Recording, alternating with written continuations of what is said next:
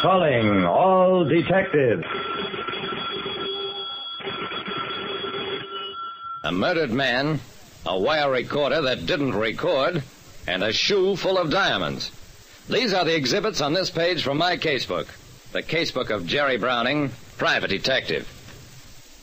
You don't have to be a mind reader to be a private detective like me, Jerry Browning, but it certainly helps. The office of Chet Pearson, private detective, might have been my office. The same battered desk, a telephone, a big steel filing cabinet, a couple of straight-back chairs. There was only one difference. In this office, Chet Pearson lay slumped across the desk. He'd been shot 4 times through the heart. Lieutenant Dawson of Homicide walked over to me. I'm taking that filing cabinet over to headquarters, Jerry. Check through all of Pearson's cases for possible lead. I nodded. I suppose you have to. But I don't think you'll find anything, Dawson. The cabinet was unlocked. Nothing in it looks disturbed. Dawson seemed inclined to agree, but just the same. Couple of you men, pick up that file cabinet. Easy, it's heavy. 2 cops started walking the cabinet across the floor. As they did, something wedged between the cabinet and the wall fell clattering to the floor. Dawson pounced on it, then turned to me. A spool of wire. Know anything about this, Jerry? I took the spool, examined it. Well, Chet was a radio amateur, had his own shortwave call letters, made a lot of his own equipment. I turned the spool over in my hand. Dawson, do you suppose this could be from a wire recorder? Because if it is, there may be voices on it. Even the voice of Pearson's killer. In the office of a murdered private detective who was also a radio amateur, we found a spool of wire that looked as though it might be the kind of wire on which voices can be recorded. At the police laboratory, the lab technician took the wire spool, threaded it into the machine. I don't think the stuff is recording wire. Too thin. Well, try it anyway.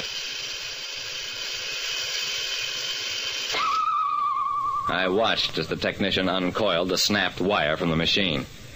Pearson must have used this wire to wind coils. Certainly didn't record voice on it. And that was the end of a potential clue. I picked up the spool. Mind if I take this? Go ahead, it's worthless to us.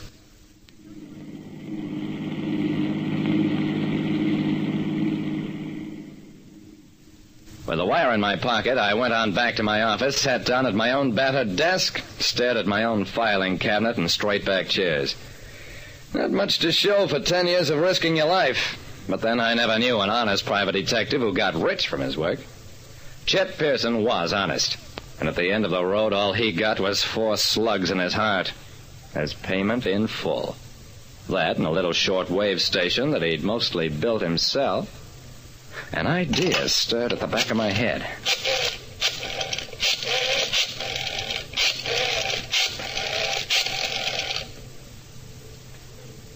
Hello, Chronicle.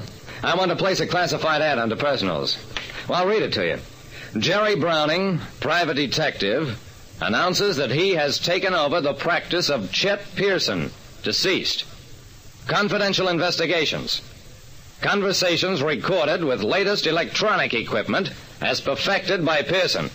Put on my name and address, substitute it for my regular ad until canceled.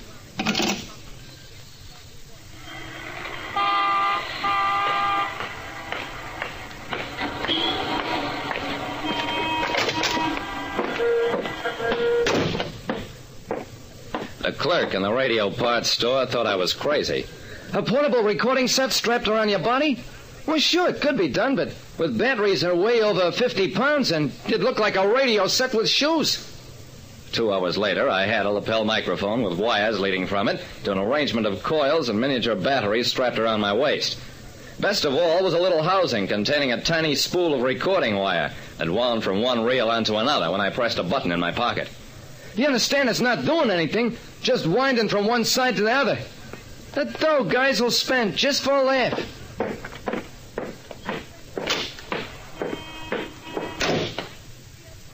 When I got back to my office, I had a conversation with Dawson and warned him about my ad. Then I waited. The ad got almost immediate results.